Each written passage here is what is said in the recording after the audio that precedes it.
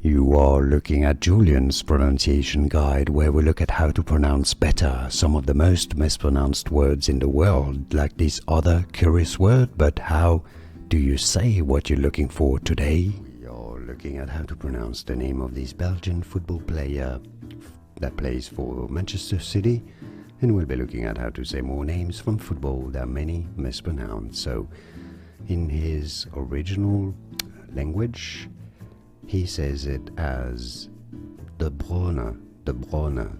Now in English it's generally said as De Bruyne, De Bruyne. Yeah, in Dutch if you wish, De Bruyne.